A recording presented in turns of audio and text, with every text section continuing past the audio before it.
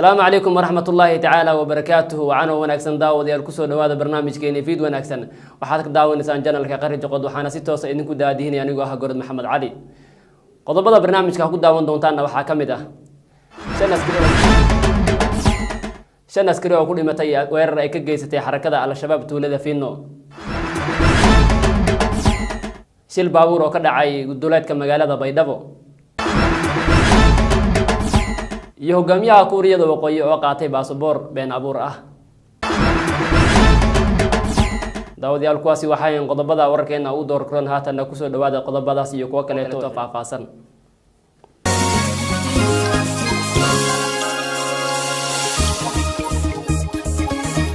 شن أسكري أيها كل متى وير أي حالة كجيزتي حركة على شباب تولد فينا يدقان كلفي اسمام الكمانديرا وربحين أمور تاسلا حريد وحينوها يوريه فيصل بشار أليغو koox weysan ayaa xalay weerartay saldhig ay leeyihiin ciidamada ka tirsan booliiska dalka Kenya kuwa oo ku sugnaa tuulada Finno ee deegaanka Lafey ee ismaamulka magaalada Mandera weerarka oo dhacay galinkii dambe ee xalay ayaa lagu dilay 5 kamid ah ciidamada booliiska ee halkaasi waxaana sidoo kale weerarka lagu dhaawacay 3 kale oo ka tirsan isla booliiska Finno Eric Orenyi oo ah gudoomiye ku-xigeenka ammaanka ee deegaanka Lafey oo aan sidaas ugu fogeyn tuulada uu weerarka ka dhacay ayaa waxa uu sheegay in kooxda weerarka soo qaaday ay jareen anteenadii isgaarsiinta ee shirkadda Safaricom ee tuulada Finno waxaanu intaa ku daray in isgaarsiinta la jaray ee ay keentay in booliiska Mandera aysan ka warhelin weerarka Mr. Orenyi ayaa sidoo kale sheegay in kooxda weerarka soo qaaday ay ka badnaayeen 50 qof kuwa oo lugeynayay ilaa iyo hadda ma jirto cid sheegatay mas'uuliyadda weerarka balse ururka Al-Shabaab ayaa dhowr jeer oo hore weerar ugu geystay deegaanada hoostaga Mandera waxaana kamid ah weeraradii dhowr sano ka hor lagu qaaday shaqaale ka shaqeynayay goob laga qodo dhagaxaha iyo macallimiin wax ka dhigayay magaalada Mandera weerarkan ayaa imaanaya 2 toddobaad kadib markii kooxuhu weysan ay weerar ku qaadeen macallimiin wax ka dhigayay deegaanka Qarsa ee ka tirsan Wajeer halkaas oo lagu dilay 3 macallimiin oo wax ka dhigayay iskoolkaasi waxaana sidoo kale weerarkaasi lagu dhaawacay hal macallin oo kale Faisal Bishar Faisal Aligo barnaamijka Feed Wanaagsan Nairobi maamulka cisbitaalka qaran ee Kenyatta Hospital ayaa laga eeriyay dhaqaatiir lagu eediyay inay sameeyeen qalin aan habooreen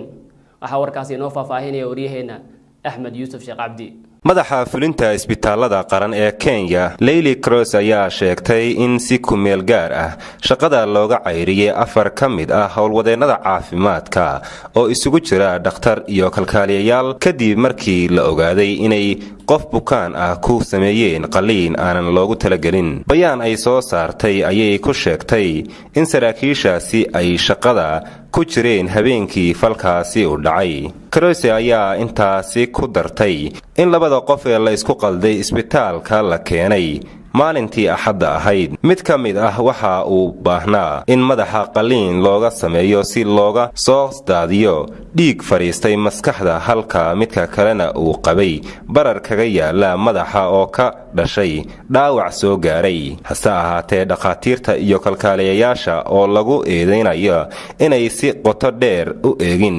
xaaladda labadaasi bukaan ayaa qaladka dhacay ogaaday kadib markii qaliinka ay sameeyeen waxaa loo haystaa inay dilaaciyeen madaxa bukaan ay u qaateen inuu yahay midkii uu dhiigu maskaxda fariistay dhacdadan ayaa lagu tilmaamay xadgudub ka dhan ah qaabka habboon ee loo sameeyo qaliinada arrintan ayaa noqonaysa fashilkii saddexaad oo laga soo tabiyo isbitaalka Kenyatta sanadkan gudihiisa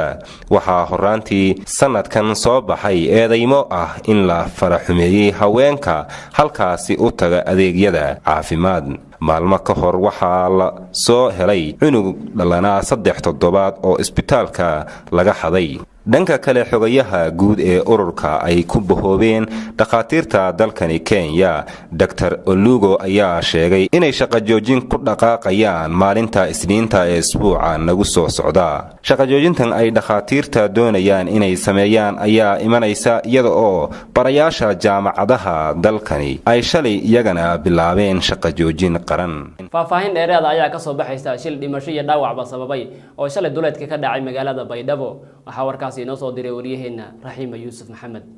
waxaa faahfaahin dheeraad ah laga helayaa shil gaari oo shalay gelinkii dambe ka dhacay duleedka magaalada Baydhabo ee xarunta gobolka Baaya gaar ahaan degmada Daynuunaya. Shilkaani ayaa waxa uu ka dambeeyay kadib markii gaari xamuul ah waday rar iyo dad shacab ah oo ka soo baxay magaalada Baydhabo kuna sii jeeday magaalada Muqdisho uu ku rogmaday degmada Daynuunaya waxaana ka dhashay khasaaro dhimasho iyo dhaawac. Gaadiidka degdega ah ee ambalaaska oo ka soo baxay magaalada Baydhabo ayaa qaaday dhammaan dadkii waxyeelada ka soo gaaray shilkaasi kuwaasi oo iskugu jira rag iyo dumar. Agaasimaha isbitaalka magaalada Baydhabo oo la hadlay warbaahinta ayaa sheegay shilka ay ku dhinteen 2 qof halka ayna ku dhaawacmeen ilaa iyo 32 qof waxaana ku jira dadka dhaawaca qaba caruur. Dhaawacyada sida aan hadda ku sheegay waa 32 qof ilaa iyo hadda aan la kala bixinin rag iyo dumar laakiin meesha waxa ku jira caruur. Dadka waxay ahaayeen qaxooti waxayna ku sii jeedeen magaalada Muqdisho. Gaariga waxa saarnaa badar ayuu yiri agaasimaha isbitaalka magaalada Baydhabo Yuusuf Maxamed rasmi ruuxi barnaamijka Fiid Wanaagsan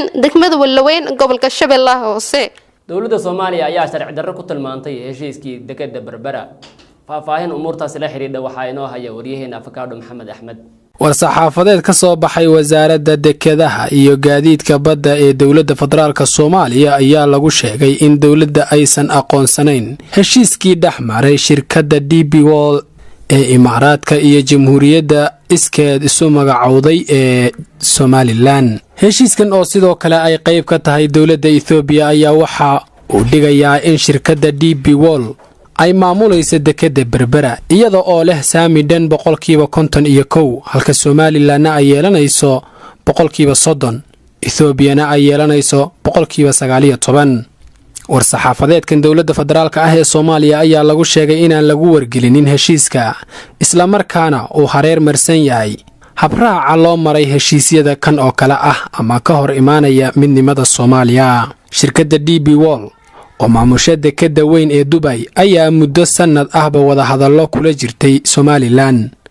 horay ayaana la isugu afgartay inuu dhaqan galo heshiiska hase yeeshee lama saxiixin wixii shalay ka horeeyay sababtana laga yaabaa inay ahayd doorashooyinkii madaxtinimo ee Somaliland ka dhacay taasi oo mid ka mid ah musharaxiinta midkii ugu cadcada uunan ogolayn heshiiskan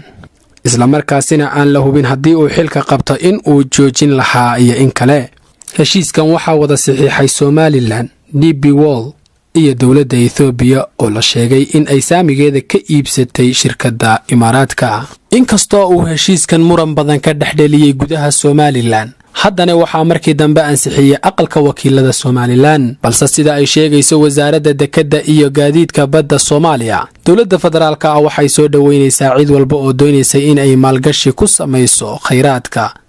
iyo kaabayaasha dhaqaale ee dalka hase yeeshee waxay cadaynaysaa in hay-adaha dastuurka ah oo kaliya sida xukuumadda federaalka iyo baarlamaanka federaalka ay yihiin kuwa kaliya ee ku shaqada leh go'aanka gaarista iyo ansixinta heshiiskan oo kala noociisa ah. shirkaddan DP World ayaa waxay horay heshiis ula gashay dowlad goboleedka Puntland in ay maamusho dekedda Boosaaso mana jirto wax hadal ah oo ay dowladda federaalka iyo baarlamaanka federaalka iyaga ka dhaheen arrintaasi. inkastoo aysan kala cadayn xiriirka u dhaxeeya haddana dowladda Djibouti ayaa dhawaan joojisay heshiis ay hore ula gashay shirkadda Imaaraadka laga leeyahay ee ku saabsan dekedda Djibouti. heshiiska Berbera ayaa ku soo beegmaya xilli maalmahan uu ku sugnaa ra'iisul wasaaraha federaalka Soomaaliya Xasan Cali Khayre Dubai. Afakaadho Maxamed Axmed barnaamijka Fiid Wanaagsan Nairobi. hogaamiyaha Kuuriyada Waqooyi ayaa lagu eedeeyay inuu qaatay baasaboor been abuur ah isaga iyo aabihii oo xilka ugu horeeyay. waxaa qodobkaas inoo faahfaahinaya waryaheena Saciid Gadaf Galeer. cadeymo cusub oo soo ifbaxaya ayaa muujinaya in hogaamiyaha dalka Kuuriyada Waqooyi Kim Jong-un iyo aabihiisa oo xilka kaga horeeyay Kim Jong-il ay qaateen baasaboor been abuur ah oo dalka Brazil ah sanadihii 90-maadkii. wakaalada wararka ee Reuters ayaa heshay dukumeentiyo cusub oo arrinta la xiriira waxaana Kim Jong Un baasaboorka ugu qoran Joseph Boeing halka aabihiisa ugu qoran tahay Jong Tae-choi. saraakiisha sirdoonka Brazil ayaa wakaalada wararka u sheegay in baasaboorka laga bixiyay safaaradda Brazil ee Czech sanadkii 1996 yahayna baasaboor sax ah balse loo maray qaab qaldan. baasaboorka ayaa lagu dalbiso lagu galayo dalka mid ah kuwa reer galbeedka. ma ahan markii koobaad oo baasaboor Brazil lala xiriirinayo qoyskan. xukuumadda Kuuriyada Waqooyi sanadkii 2011 warbaahinta Japan ayaa tabisay in Kim Jong Un iyo walaalkiis Jong Chul ay ka qayb galeen carwo ka dhacaysay Japan iyaga oo dalkaasi ku galay baasaboor Brazil ah. wararka ayaa waxay sheegayaan inay suurtogal tahay in qoyskani ay u isticmaalaan baasaboor dalal kale si aan durba loo aqoonsanin isla markaana u tagaan halka ay doonayaan. waxaa jira oo kale fikrado ka hadlaya in laga yaabo in Kim Jong Un iyo aabihiis ay ka fikireen sidii ay uga baxsan lahaayeen dalkooda maadaama ay dareemayeen in xaaladda aad ugu xun tahay burburna qarka loo saarnaa. sababta Brazil baasaboorkeeda loo qaadanayo ayaa lagu sheegay in kala duwanaanshaha badan ee dadka ku nool dalkaasi ay suurtagelinayso in inta badan dadka ku nool adduunka ay sheegan karaan inay u dhasheen dalka Brazil. Saciid Gadaf Galayr, barnaamijka Fiid Wanaagsan. ugu dambeyntiina daawadayaal dumar taageerayaal u ah kubadda cagta ayaa lagu xirxiray dalka Iiraan taasoo ka dhanna mamnuucidii lagu soo rogay in dumarku ka qayb galaan kubadda cagta. waxaa warbixintaas inoo faahfaahinay waryaheena Saciid Xirsi Bacood. 35 dumar oo ka mid ah taageerayaasha kubadda cagta ayaa lagu xiray dalka Iiraan kadib markii ay isku dayeen inay gudaha u galaan garoon taasi oo ka dhan ah mamnuucid lagu soo rogay in dumarka ay galaan goobaha kubadda lagu ciyaaro. ciyaartan oo u dhaxaysay kooxo ka tirsan magaalada Tehran ayaa martida daawanaysa waxaa ka mid ah madaxa xiriirka kubadda cagta adduunka ee FIFA Gianni Infantino. wariyaha BBC ee ka faalooda arrimaha bariga dhexe Alan Johnson ayaa sheegay in ay tahay la yaabo. haweenkan ayaa la qabtay iyagoo si dhow Malaysia ah ku galaya garoonka si ay goobjoog uga noqdaan ciyaar socotay oo muhiimad gaar ah lahayd. isku dayga haweenka ee doonayeen inay garoonka ku galaan ayaa laga yaabaa in rajadoodu ahayd inay soo jiitaan dareenka Mr. Infantino ayna u muujiyaan mamnuucida lagu soo rogay inaysan tagin goobaha ay ka socdaan ciyaaraha kubadda cagta. mamnuucidan ayaa la soo rogay kadib kacaankii Islaamiga ee Iiraan. dhanka kale afhayeen u hadlay wasaaradda arrimaha gudaha ee Iiraan ayaa sheegay in taageerayaasha la hayay oo kaliya inta ciyaartu socotay. Saciid Xirsi Bacood, barnaamijka Fiid Wanaagsan, Nairobi. waa tahay daawadayaal qodobkaas ayaa ugu dambeeyay barnaamijkeena Fiid Wanaagsan. barnaamijka waxaa soo saaray Saciid Xirsi Bacood, dhinaca kaamirada waa Faysal Bishaar Aligo, farsamada waa Axmed Yuusuf Shaq Cabdi. anigoo Gorod Maxamed Cali oo nila socodsiinay tan iyo inta dib u kulmi doono barnaamijkan mid la mid ah. waxaan idinku dhaafayaa sidaas fi amaanillah.